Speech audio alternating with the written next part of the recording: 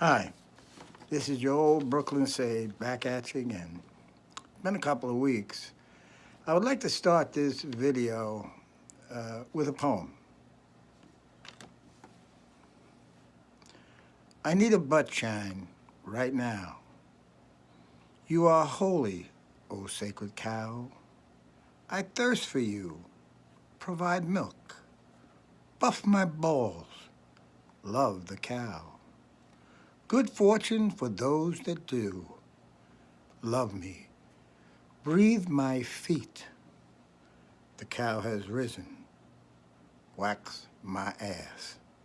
Scrub my balls. The cow has risen. Provide milk. Now, this was a very inspirational poem written by the subject of today's video, Mr. Beto O'Rourke. Now, I know the Democrats are very excited about Beto because they feel he is very Kennedyesque. Well, I disagree with that because if you look at Kennedy's record, he was for reducing taxes. He was for self-reliance. He was anti-abortion, which, by the way, Beto has refused to support legislation that would ban infanticide. He refused. It's okay. Baby's born. It's all right to kill it. Also, if you want to think about him as Kennedy-esque, let's think about Mr. Kennedy's most famous statement in his inaugural address. Ask not what your country can do for you. Think about that. Ask not what your country can do for you. Beto, you and the rest of the Democrats are asking the exact opposite. You're telling them what the country can do for them. Free everything. Free education, free medical care, guaranteed income. That's not what Kennedy was saying. So this Kennedy-esque baloney is purely that. Baloney, Beto. Now, let's talk a little bit about Beto and the wall.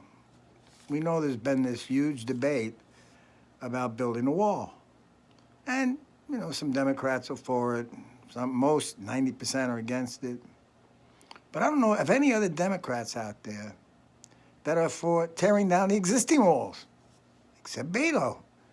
Beto not only doesn't want a wall, he wants to tear down the existing walls. So anybody that says the Democrats or Beto or these people are not for open borders, don't believe them.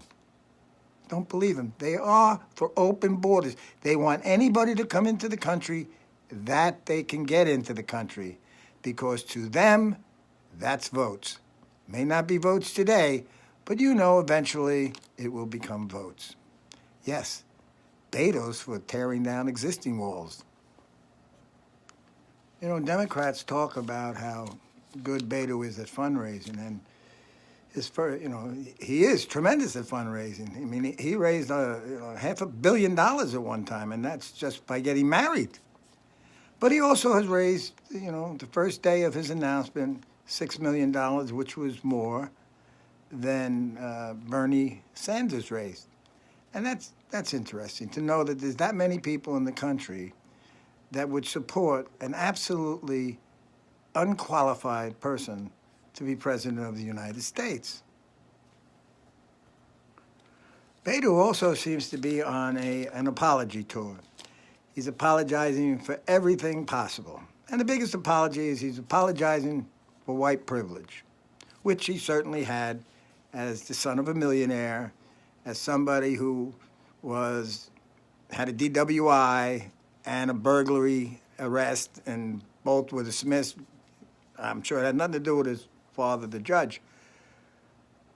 But I want to suggest to Beto, if you're really that upset about your white privilege, why don't you give up this crap about you running for president and support one of the other black candidates for president who didn't have that white privilege? I think that would be a more honest thing for you to do.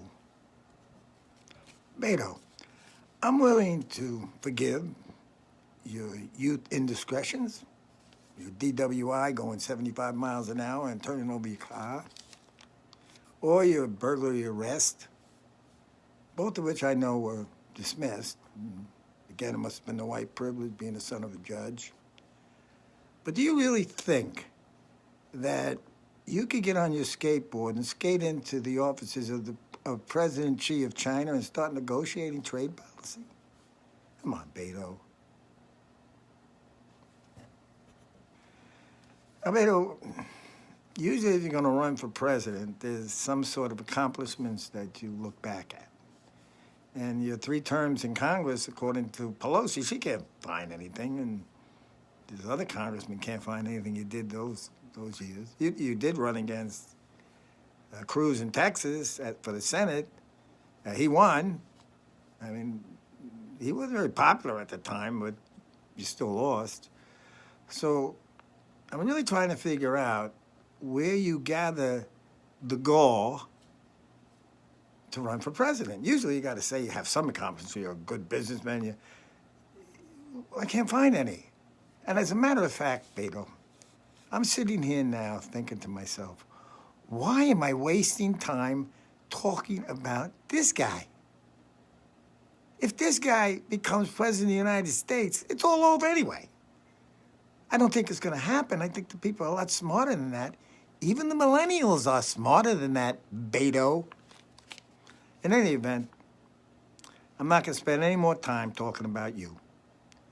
Good luck, Beto.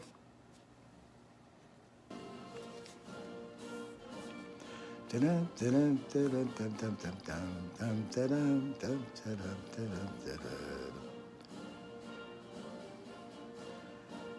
don't think so, Beto.